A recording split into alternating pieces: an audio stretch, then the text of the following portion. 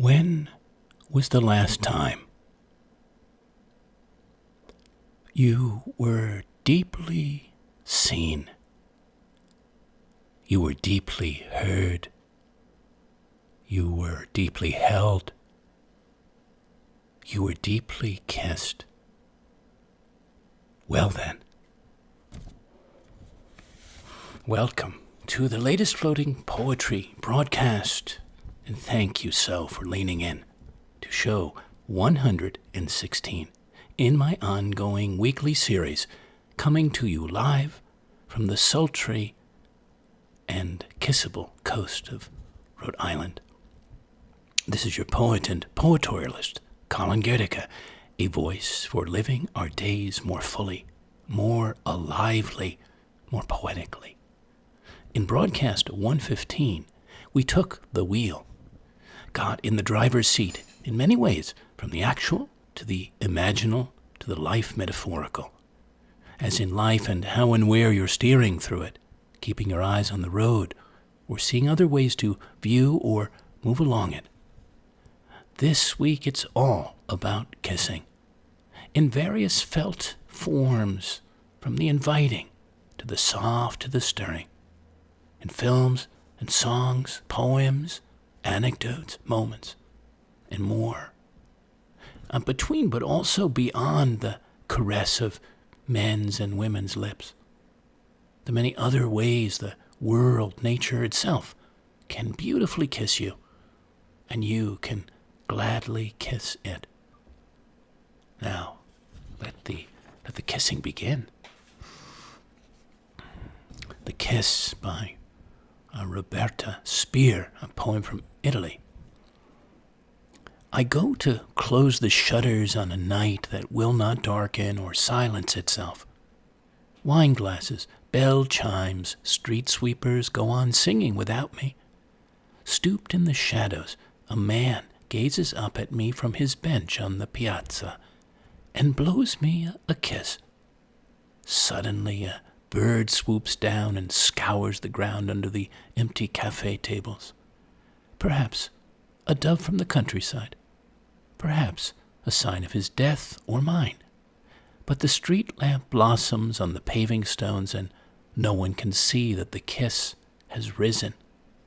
Risen not to the heavens, but as close as you can get from here, the third floor of number 26 della Rotunda, where it slips through the thick wooden slats and, with the kindness of a stranger, enters my room.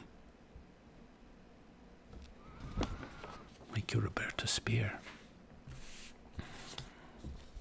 Toward the Lavender Hour, a poem of mine from a summer night, a July night in Bridgehampton, New York, out on the South Fork of Long Island, years and years ago. This is written for Louis and Suzanne Pemberton.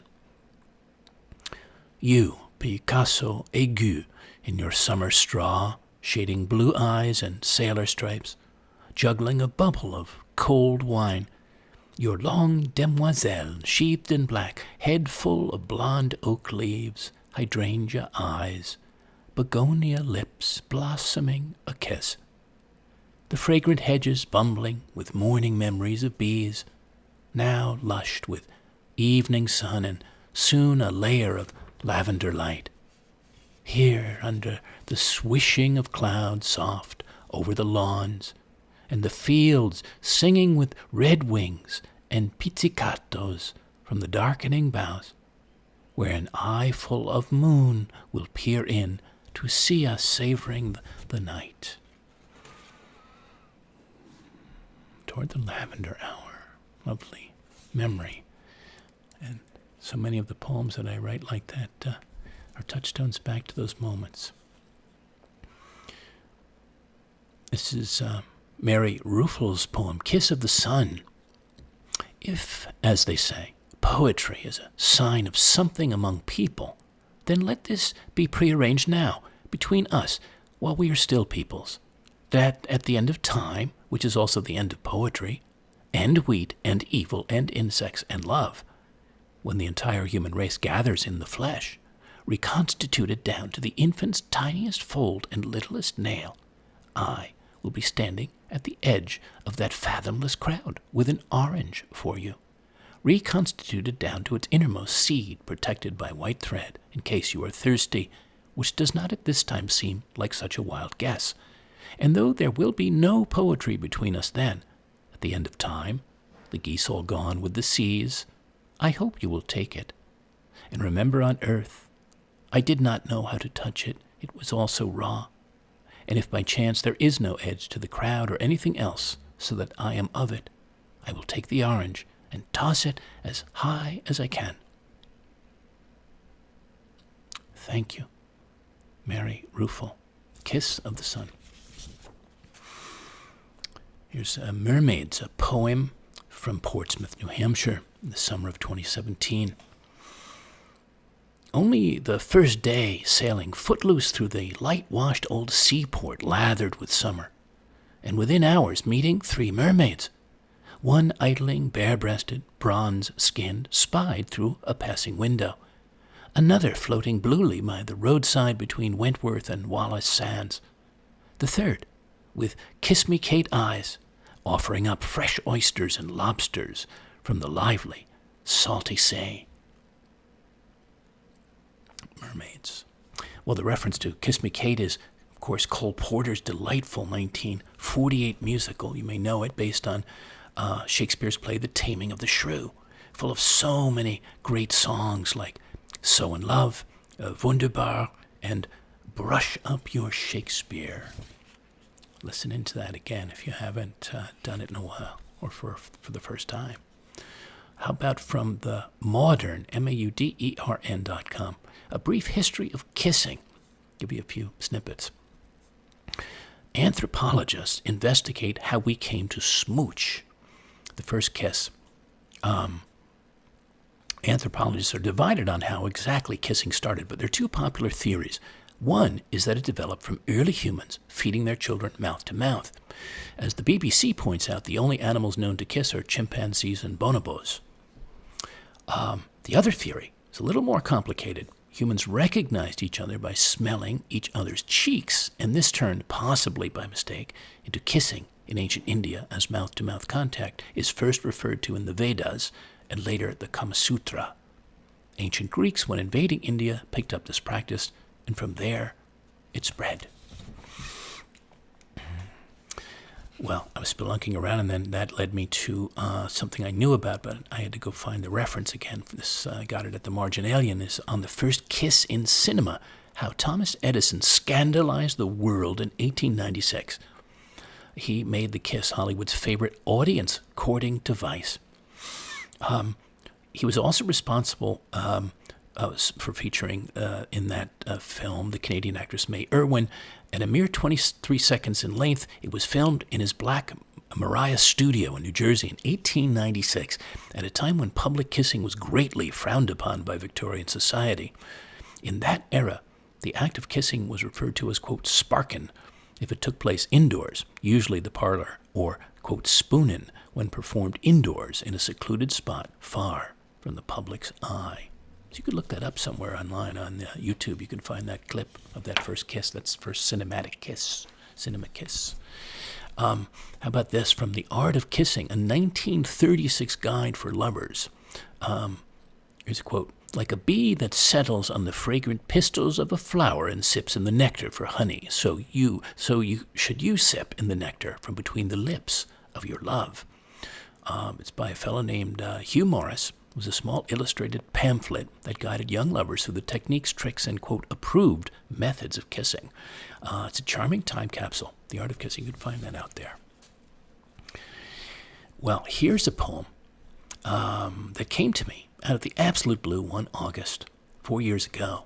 I think it was my Irishness showing up or unleashing itself. It's called May I Steal Some Kisses from You Lasses, from your lovely dove-soft lips dancing freely like your tresses, stolen in a sweet and bidden, not forbidden way. Kisses we all can savor when they're given as much as taken. So now, fair lasses, will you close your eyes and lashes with pleasure join in while I bring my gently roving lips to your inviting mouths and napes with a quiver of fresh caresses.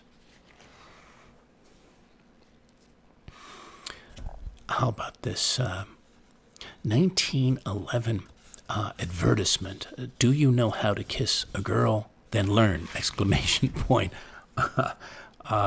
This is very amusing. Stand facing her. Do not tell her your intentions. Do not ask permission to kiss her. Look dreamily into her eyes. You may hold her right hand in your right hand if you wish. It is well to sigh a couple of times about this stage of the game. Whisper softly that her rosebud lips remind you of Cupid's bow. She will probably drop her eyes and blush when you say that. Place the fingers of your left hand under her chin and tilt back her head slightly. Draw her gently toward you. Do not hurry. Gaze deeply at the love lights which slumber in her eyes. Sigh once more. Incline your head toward hers until your lips, but wait. Do not kiss her until you know that she uses lacerated Pepsin gum, the only antiseptic gum in the world, the only chewing gum that makes it safe to kiss. If she is a lacerated Pepsin gum girl, kiss her. That's too good. I hadn't seen that before. It would give us a good chuckle. Well, speaking of back in time, here's a poem I wrote about the tunnel of love. You enter, eager, with a frisson of wonder. Float into it side by side, two fresh-faced lovers, fellow travelers, on an enchanting, sometimes jumpy passage that either way draws you close together for comfort, kissing, tender touching. A ride, a journey that may last a long time, even a lifetime, or barely a heartbeat. Sharing seats in a cozy boat. Either way, when you exit, you often emerge feeling lighter and lovelier. Tunnel of Love. There's a book out there. I'm not going to share much from it, just to tell you that there is one. It's called The Science of Kissing by Cheryl Kirschenbaum. How about that? They find out a lot of things they don't know about still, but it's about what our lips are telling us. That's the subtitle, including oxytocin, dopamine, and what the heinies of monkeys have to do with the faces of our lovers. The Science of Kissing.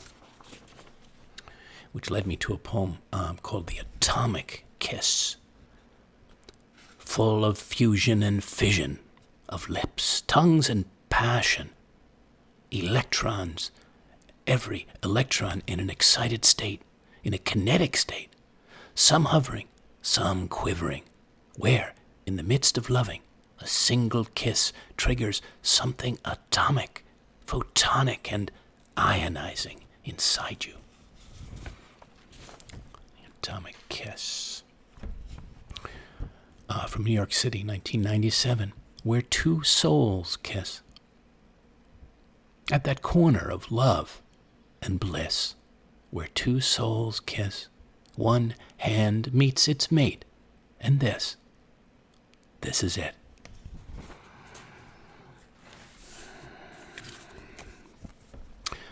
Yes, questions are percolating, are puckering.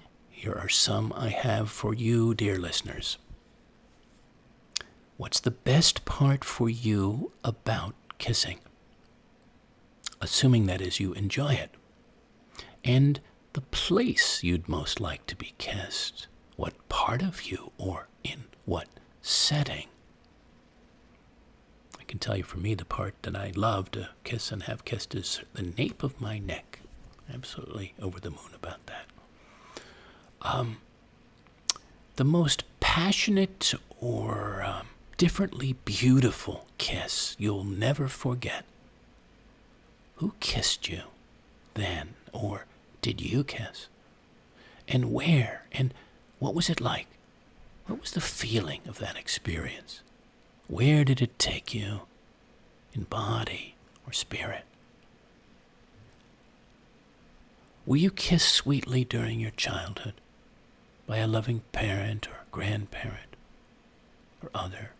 I hope you were. I do hope. Was there someone you greatly, even wildly wanted to kiss in your life, but never did? Or longed to and would love to today, if you could, and they were game? When was the last time you blew someone a kiss? Maybe like that opening segment of the poem, the stranger blew the woman up in her balcony a kiss in Italy. And we do greet people, of course, all the time with kisses, but have you ever had to kiss someone goodbye forever? And when have you let the sun or wind or rain kiss you all over?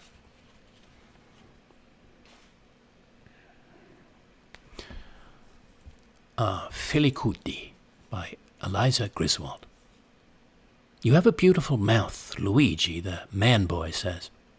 The rubber raft has floated far from shore. The choice is this: Medusa Sea, a boil of jellied lashes, or face the kiss. Thank you, Eliza Griswold.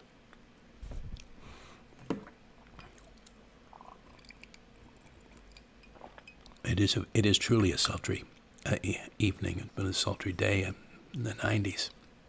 Here where I am. Apples by Peter Heller. You love apples, so let's speak of apples. Say I were to hold you in my hand like an apple, round and red, and kiss you in bites on the table or under the tree where you dropped, tump, and you reached up in cool shadow on the grass and bit back, crunch. God, I'd laugh, knowing dreams ask like this, swallow by swallow. Thank you, Peter. Peter Heller. Fade to Light by Cole Swenson. Hand me this hand. The sail is bent, the trail is sold, and the wind tied in knots.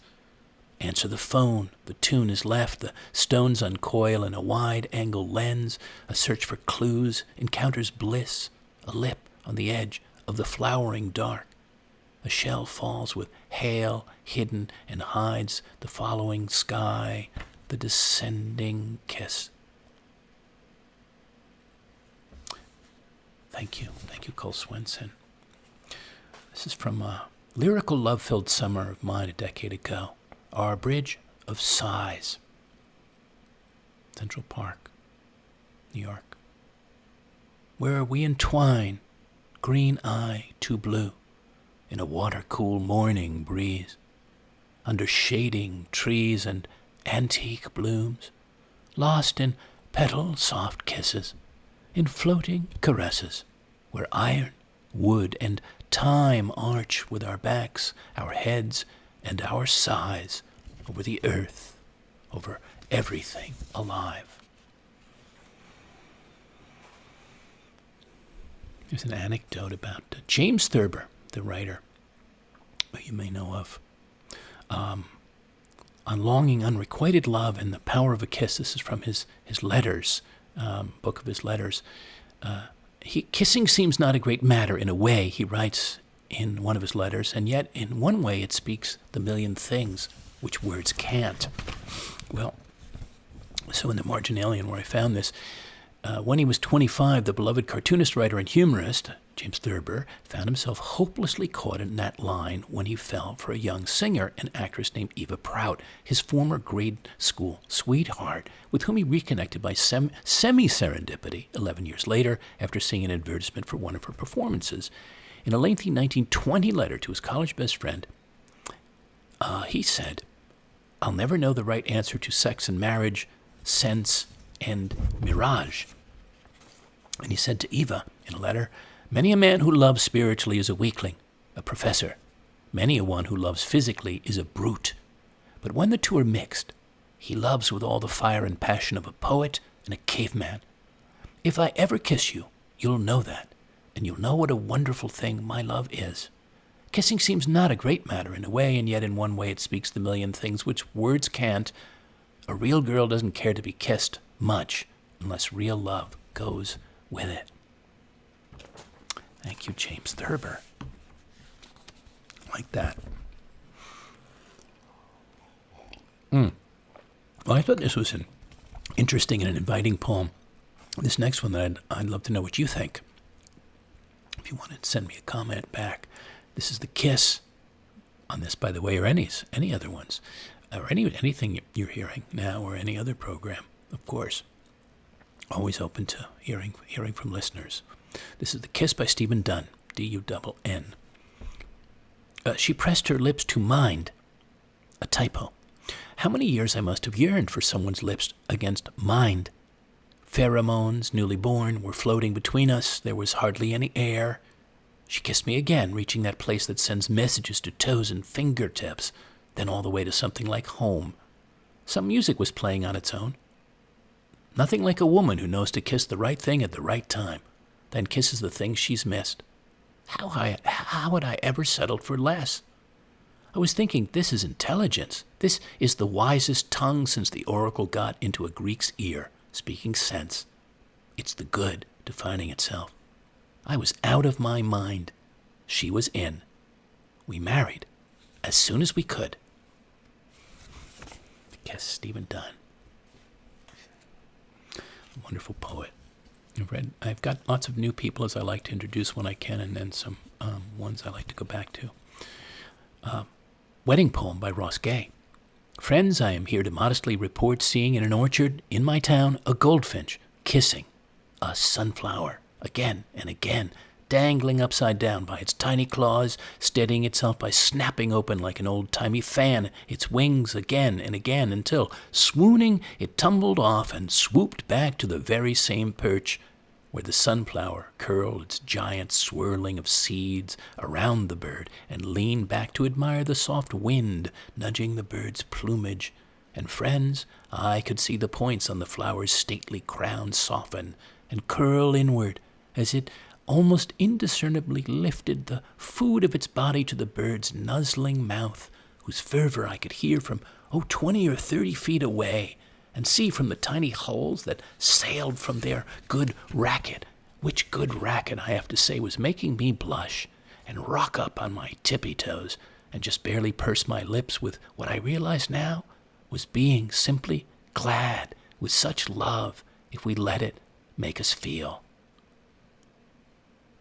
Thank you for that beautiful poem, Ross Gay. Altogether lovely. It's from his collection, Catalog of Unabashed Gratitude. Really, really marvelous collection. You might enjoy that. Well, listen, if you're not sitting back already, I'm sitting a little forward, but I'd like to sit back more, but I'll do that after the show. Maybe now is the time for you, my friends, to sit back. That's the title.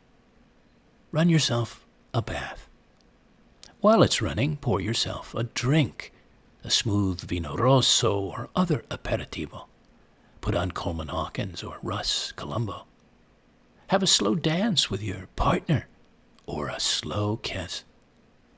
Slip out of your clothes into your bath. Sit back, close your eyes, let your breath flow, your body float, your cares and concerns dissolve in the warm and languid waters.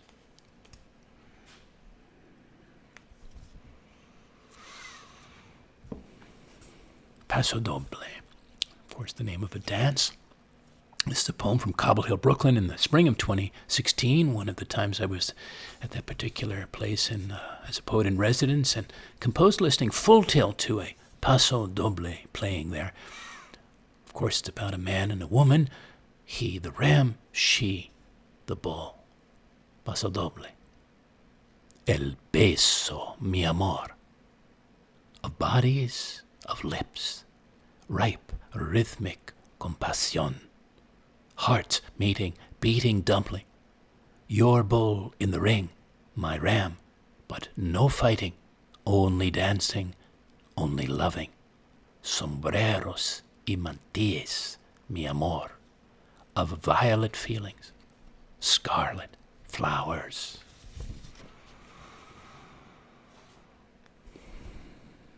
Well, some of you know I'm a great lover of old songs, vintage songs, standards, and others from all over the world, and certainly the American ones. Not least, I was musing on some of those, and this is a signature song I first heard in the film Love Me Tonight with Maurice Chevalier. Wildly charming, that film, to me anyway. Him and the film, and there are so many wonderful songs in there. And here are the lyrics. Here are the lyrics. I've never met you, yet never doubt, dear. I can't forget you.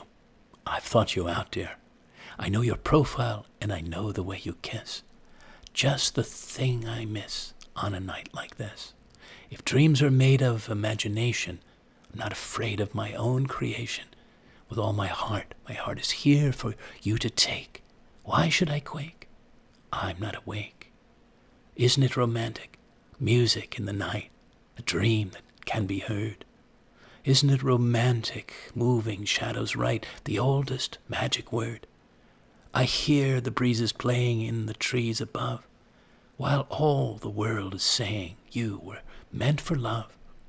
Isn't it romantic, merely to be young on such a night as this? Isn't it romantic, every note that's sung is like a lover's kiss? Sweet cymbals in the moonlight. Do you mean that I will fall in love perchance? Isn't it romance?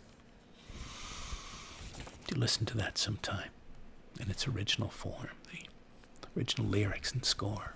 Beautiful, romantic. Well, apropos, that inspired a poem of my own from that song that came into my show of theater on paper behind the curtain. This was the poetic story character, the romantic.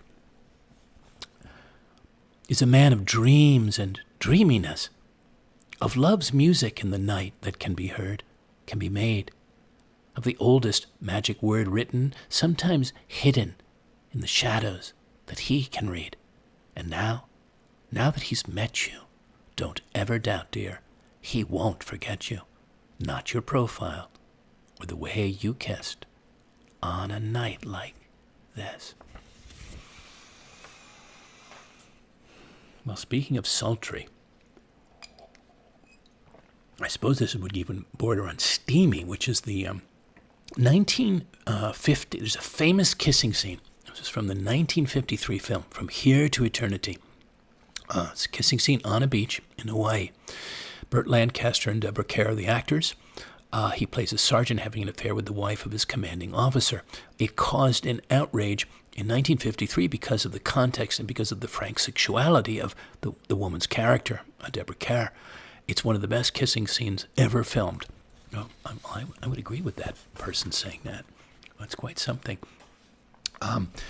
The Pacific Ocean swells into crests of white foam, its waves crashing on the sand. The two lovers lie entangled in the wash, oblivious to the surge of the tide over their embrace.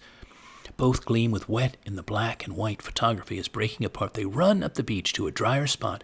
Karen lies down on her towel. Milton drops to his knees, kissing her.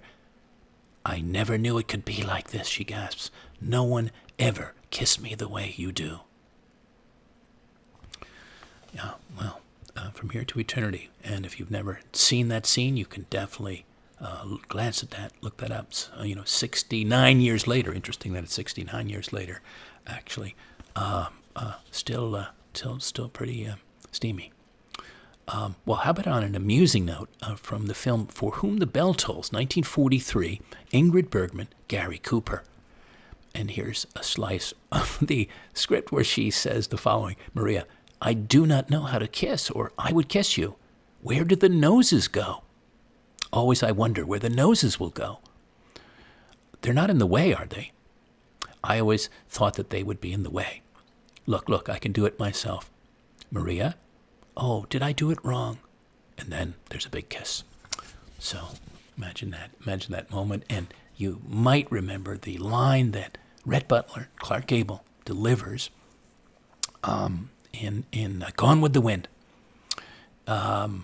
So he says, no, I don't think I will kiss you, although you need kissing badly. That's what's wrong with you. You should be kissed and often and by someone who knows how. Clark Gable, fantastic. William Trowbridge, wrote this poem for the film about as a reference to the film To Have and Have Not, Bogan Bacall, 1944. It's actually one of my favorite films. It's called Bacall. Betty Joan Persky, age 19, gives that look, the one that shifts tectonic plates, to bogey. And that's it. Germany surrenders. Japan bows its apologies, and that sailor smooches the nurse in Times Square. The world, no longer black and white, makes love as D-Day shrinks to just a time for planting daffodils, and Hiroshima grows Toyotas. Harry T. has lunch with Stalin. General Patton takes up nursing bonsai trees. You know how to whistle, don't you, says Bacall, as the moon sighs and the earth sighs back. Just put your lips together and blow. Great scene, too, in the movie. Thank you, William Trowbridge, for that. Love that line, love that film, like the poem. About Pablo Neruda, because aside from and beyond the kissing of people do, there are the kisses of nature. Of course, we had one sort of at the beginning, right? The kiss of the sun, in a way. The morning is full. The morning is full of storm in the heart of summer. The clouds travel like white handkerchiefs of goodbye, the wind traveling, waving them in its hands. The numberless heart of the wind beating above our loving silence, orchestral and divine, resounding among the trees like a language full of wars and songs. Wind that bears off the dead leaves with a quick raid and deflects the pulsing arrows of the birds. Wind that topples her in a wave without spray and substance without weight and leaning fires. Her mass of kisses breaks and sinks, assailed in the door of the summer's wind. The morning is full. Here's some wind watching by Kalisa Ray, R-A-E. What if Dorothy wasn't afraid of the wind? What if she welcomed the cyclone? The thought of being lifted, suspended in air is release. What if she saw it as escape, being tossed and jolted? Maybe a change would occur if she shook fast enough. Maybe she liked not knowing if her body would survive the catch and release. Maybe being picked up and let go in another's chaos was freeing. I imagine she was raptured before the light of the day had kissed the earth. The swirl approached, and she went willingly, threw her head and arms back, and let it consume her. Maybe she had been waiting to be swept off her feet by a wild, uncontrollable thing. Thank you, Kalisa Ray. Wind watching, that's from her collection, Ghost in a Black Girl's Throat. Well, what listeners can we kiss other than another? What about the beautiful living world above, below, and around us? I was doing that just a couple of hours ago before I came back to organize our broadcast for tonight. I was at the ocean doing this. Kiss the earth with your feet, the sky with your eyes, the sea with your ears, your life with your softly parted heart. Let me read that one more time for you. And I'm encouraging you, you can kiss it any time, any part of it. Kiss the earth with your feet, the sky with your eyes, the sea with your ears, your life with your softly parted heart. Some of the best kissing I could think of.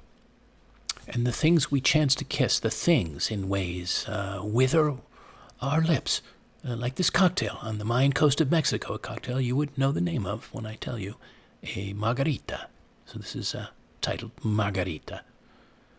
The salty bite of your lip is a surprise, like kissing a mermaid. Then the taste of your tart sweet body on the tongue and a rush of lightness, then swallowing you, then wanting more. Margarita. Here's a kiss around a cocktail where, lips memorably met back in my childhood, my boyhood. Whiskey Sours. This is a poem from my grandfather. Now I know why you love the taste of that froth and tartness and whiskey on your tongue. The wisp of a sip I had of it each time you kissed me on my boy lips when you came to visit. Now that I have, in my later years, come to appreciate and ably make that classic cocktail, among others, that sour, 2 parts bourbon, 1 part freshly squeezed lemon juice, simple syrup, and egg white, all dry shaken, then again with ice, poured and now held in my grown man's hand, that you'd appreciate, that we'd clink with, grandfather to grandson, and in return, that I sip and savor and raise here quietly to honor those sweet days and my always good memories made of you. Steve Sowers. When words arose in the flesh, I wrote this for Lucille Clifton's poem, The Birth of Language. Beautiful poem. After Adam opened his ears to the languages of the world's garden speaking, in countless wondrous tongues, from the flowing streams, the wind-kissed trees, the rolling hills, the sun, the songbirds, to the tumbling clouds, was it then, when he embodied them and opened his mouth to answer, that his words, the first words of an awakened man, arose, were heard by a listening woman named Eve, and all the receivers in that speaking garden. It's a poem from the New Jersey countryside, summer's back, rumbling. What are the gods rumbling about, raining and thundering about tonight, so suddenly? I take my naked body and curiosity out of bed, down the dark stairs, and through the front door into the lavender flashing air to see, where I pause, stand, let the cool falling drops refresh my face and limbs, remove the day's sultriness. Let the soles of my feet slow kiss the wet stone steps. Listen to the hidden crickets and chorus of tree frogs singing their summer songs unstopped by the pouring. Feel the whole street fast asleep, except for one upper light still burning across the way for another possible listener or wanderer, and the restless, blusterous gods astir somewhere far beyond the star-blotting clouds.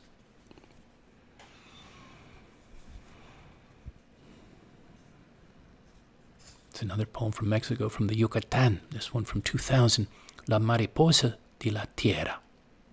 Earth's nightlight switches itself on at just the right moment. It illuminates your path to stroll on the beach or walk on the water. It allows lovers to find each other's lips and kiss without missing. And it makes you feel safe whether or not any werewolves are about. Kenneth Rexroth wrote this poem, Lute Music, L-U-T-E. The earth will be going on a long time before it finally freezes. Men will be on it. They will take names, give their deeds reasons. We will be here only as chemical constituents, a small franchise indeed. Right now, we have lives, corpuscles, ambitions, caresses, like everybody had once. Here at the year's end, at the feast of birth, let us bring to each other the gifts brought once west through deserts, the precious metal of our mingled hair, the frankincense of enraptured arms and legs, the myrrh of desperate, invincible kisses. Let us celebrate the daily recurrent nativity of love, the endless epiphany of our fluent selves, while the earth rolls away under us into unknown snows and summers, into untraveled spaces of the stars. Beautiful, beautiful lines, right? Fluent selves and nativity of love and invincible kisses. Beautiful. Thank you, Kenneth Rexroth. Well, he wrote at the end of a year, and I wrote this on Central Park at the start of one New Year's Day, back in 2014, the first kiss. The first kiss of a new year, the first light, sky, waking, word spoken, voice afloat in the clear air, the first taste of the year, fresh, the first yes.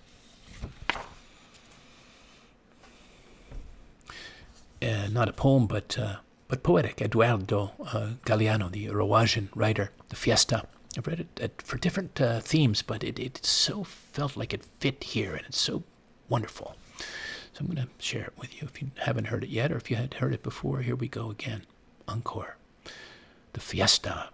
The sun was gentle, the air clear, and the sky cloudless. Buried in the sand, the clay pots steamed, and as they went from ocean to mouth, the shrimp passed through the hands of Fernando, master of ceremonies, who bathed them in a holy water of salt, onions, and garlic. There was good wine. Seated in a circle, we friends shared the wine and shrimp and the ocean that spread out free and luminous at our feet. As it took place, that happiness was already being remembered by our memory. It would never end, nor would we, for we are all mortal until the first kiss. And the second glass, which is something everyone knows, no matter how small his or her knowledge. Thank you, Eduardo Galeano. Robert Sword, Kissing the Dancer. For Diane, who dances. Song is not singing.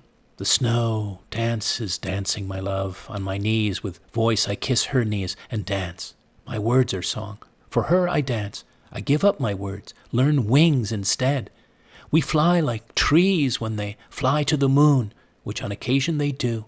There are some now. The clouds opening, as we are there. Come in. Thank you, Robert Sword. S-W-A-R-D.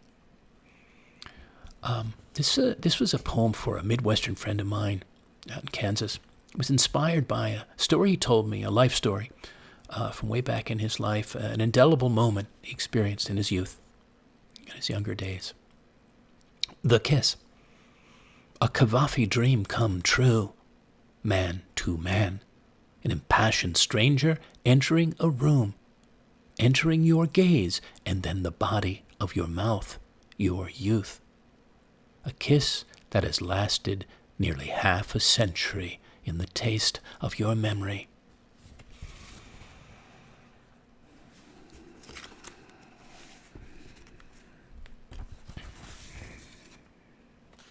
The Yellow House, 1978, by Maggie Dietz. The kitchen in the house had a nook for eating, a groove for the broom behind the door, and the woman moved through it like bathing, reaching ladles from drawers, turning to lift the milk from the refrigerator while still stirring the pudding, as if the room and everything in it were as intimate to her as her body, as beautiful and worthy of her attention as the elbows, which each day she soothed with rose lotion, or the white legs she lifted again and again in turn while watching television. To be in that room must be what it was like to be the man next to her at night, or the child who, at 6 o'clock, had stood close enough to smell the wool of her sweater through the steam, and later, at the good-night kiss, could breathe the flavor of her hair, codfish and broccoli, and taste the coffee which was darkness on her lips, and listen then from upstairs to the water running down, the mattress drifting down the river, a pale moon mark on the floor, and hear the clink of silverware, the stars, their distant speaking, and picture the ceiling, the back of a woman kneeling, covering the heart and holding up the bed and roof and cooling sky. The Yellow House. Thank you, Maggie Dietz.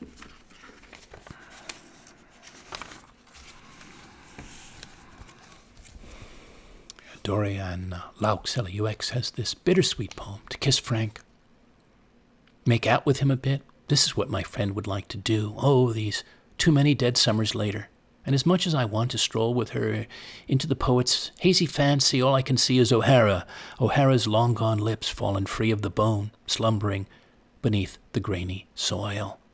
I can hear Frank's dry voice combing the air for song, but what I see is his skeleton entombed in dust, wrapped in his dapper suit, his razzle-dazzle sunglasses. She sees him alive, ambling down a sidewalk, all of New York clambering into the sky behind him, cufflinks winking, his dear friends waving, calling him by name like they do in the city. 800,000 people, and you step outside for a smoke and see someone you know. That's how it is with death.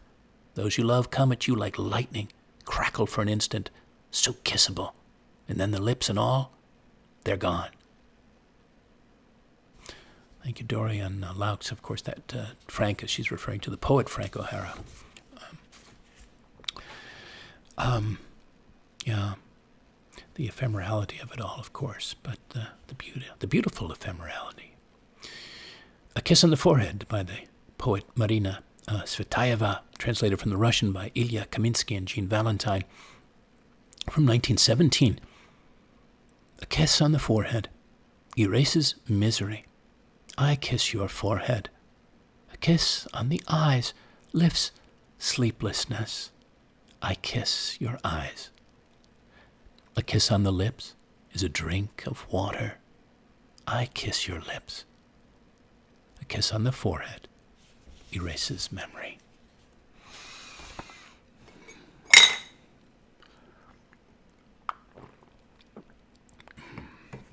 Okay, as we come to our last few sharings, I encourage you to let yourself be kissed when you can, perhaps like this.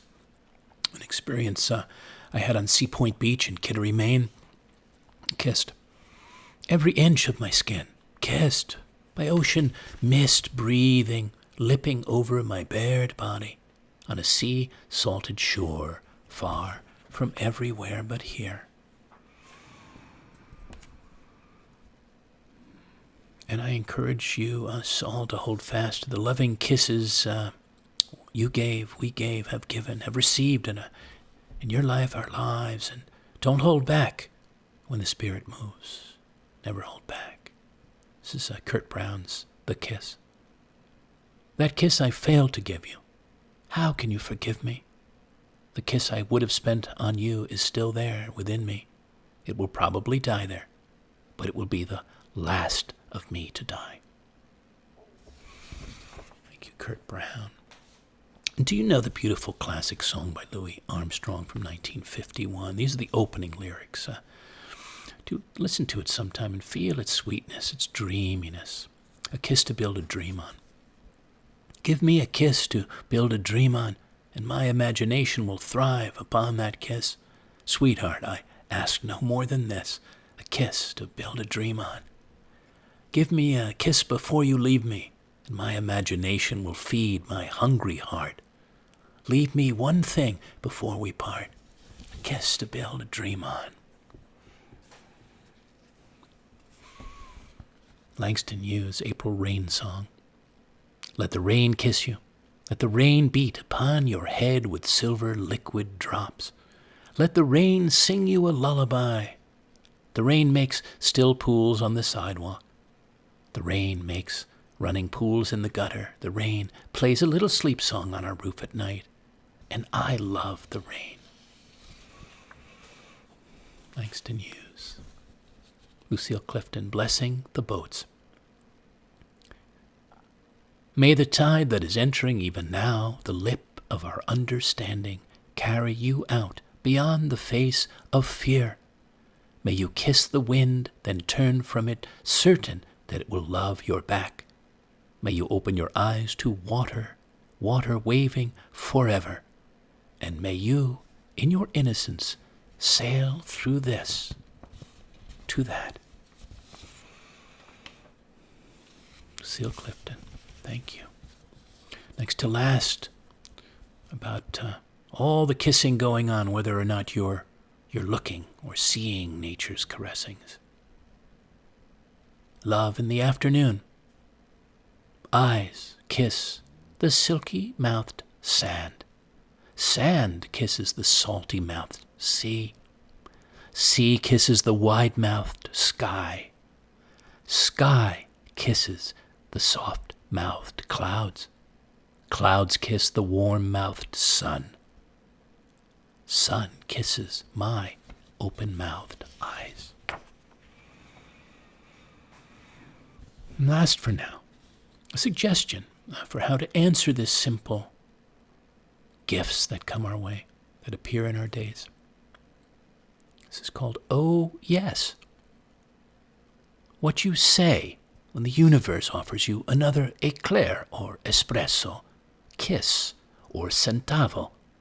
When you wake to another day alive, in good health and heart on earth. When you realize every moment as it arrives, with or without fanfare, flower petals, confetti, is brimming with serendipity, overspilling fountain-like with all possibility, you say, oh, yes. Oh, yes. Thank you again for leaning in, listening and feeling in, and also for sharing these broadcasts with others as you do, and sending me your comments as you do, and I encourage you to do. If you'd like to offer a thought, compliment, or question, please send me a note. Email colin@thepoetorialist.com. To give thanks with a donation, that would be lovely. You can contribute by Venmo to fivefold, FIVEFOLD, at pipeline.com, or by PayPal, or directly through my site, thepoetorialist.com, in the Donate tab, or by mail to me at P.O. Box 1032, Westerly, Rhode Island 02891. Patrons can also host me at times as a working artist, a poet in residence on a given property for a given time, possibly later this summer or autumn or winter, to create a new flight of poetic art and dedicate it to them. Email me to discuss the possibilities if that's you. I can also serve as a virtual artist in residence, a poetic presence for an online community. Meanwhile, you can hear all the broadcasts online, on YouTube, on the Floating Poetry playlist, and if you like, you can subscribe just to get notifications of when the next shows are coming. I hope you'll lean in soon again. Until then, dear listeners, may your days be filled with gifts of kisses, freely and beautifully given and received, and kissing of all kinds. Maybe there can never be too many or too much. Goodbye for now, and good spirits, blowing you all a good night kiss.